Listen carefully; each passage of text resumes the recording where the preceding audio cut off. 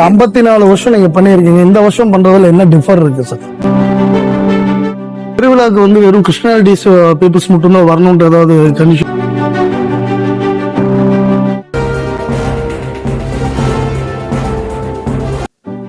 நான் டேனியல் ஜவஹர். நீங்க என்ன பார்க்க வந்து ரொம்ப சந்தோஷம். நீங்க ஒரு நல்ல ஒரு பிரஸ் ரிப்போர்ட்டரா இருக்கீங்க. உங்க பேரு? கிருஷ்ணன். சோ இன்னைக்கு வந்து நாங்க நடத்த போகிற அற்புத சுகமளிக்கும் பேரன்ப பெருவிழா, அதை குறித்து நீங்க நிறைய கேள்விப்பட்டிருப்பீங்க. இன்னைக்கு பிரஸ் எல்லாம் நிறைய பேர் வந்தீங்க. லாஸ்ட் டைம் பண்ணிருந்தீங்க. இந்த தடவை என்ன டேட்ல பண்றீங்க? இந்த தடவை வந்து நாங்க ஏப்ரல் 29, 30, மே 1, 2, 3. என்ன ஸ்பெசிபிக்ஸ் இந்த டேட் சூஸ் பண்றதுக்கு? இந்த டேட் எங்களுக்கு எப்பவுமே மே மாசமே காலமா நடத்திக்கிட்டே இருக்கும் ரொம்ப வருஷங்களா. அதுவும் இல்லாம அது ஃபர்ஸ்ட் வீக் வைக்கிறது எங்களுக்கும் பிரயோஜனமா இருக்கும். அப்புறமா ஏன்னா லீவுக்கு போறவங்க எல்லாம் ஈஸியா போறதுக்கும் வசதியா இருக்குங்கிறதுக்காக நாங்க அந்த டேட்ஸ் எப்பவுமே செலக்ட் பண்ணுவோம். தள்ளி போன கஷ்டம். இது இப்ப இந்த பெருவிழாக்கு வந்து வெறும் கிருஷ்ணாலிட்டிஸ் பீப்புள்ஸ் மட்டும் தான் வரணும்ன்ற ஏதாவது கண்டிஷன்? அப்படிலாம் எதுவுமே கிடையாது. கிறிஸ்தவர்கள் தான் வரணும்னு எதுவும் கிடையாது. எந்த மதத்தை சார்ந்தவர்கள், முதல்ல நாங்க கிறிஸ்தவர்கள் மதம்னே சொல்றது இல்ல, சொல்றது நாங்க விரும்புறதும் இல்லை. ஏன்னா இயேசு கிறிஸ்துவ மதத்தை பரப்ப வரல, அன்பை தான் விதைக்க வந்தாங்க.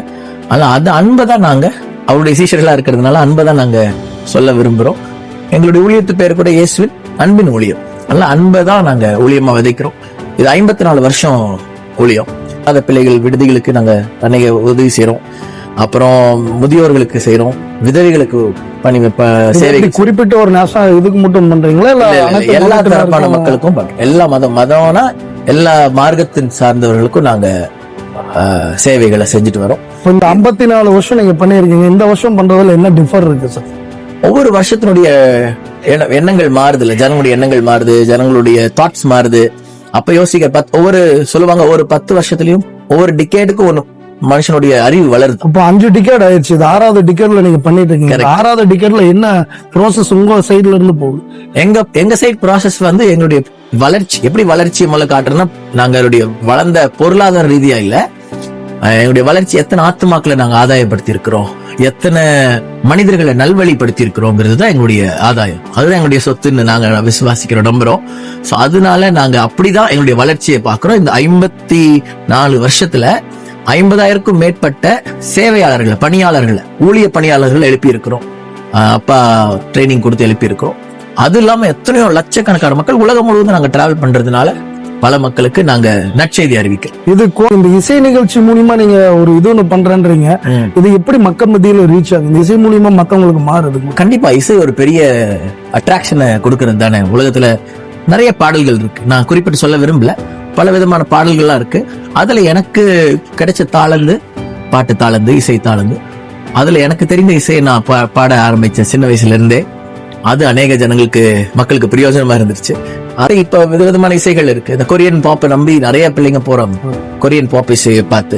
அதெல்லாம் கடைசியில பாத்தீங்கன்னா ஒவ்வொரு ட்ரக்ல போய் முடியறது.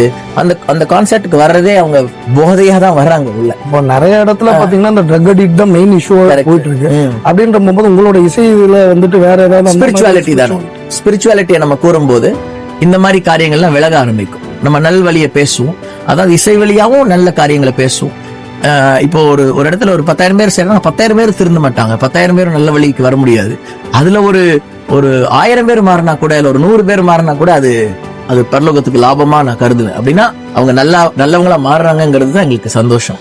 அதுதான் என்னுடைய கான்செப்ட் செய்யுது. நன்றி. உங்களை பார்த்து இது பண்ணதுக்கு ரொம்ப சந்தோஷம். நீங்க வாங்க, கண்டிப்பா கர்த்தர் உங்களை ஆசீர்வதிப்பார். நன்றி.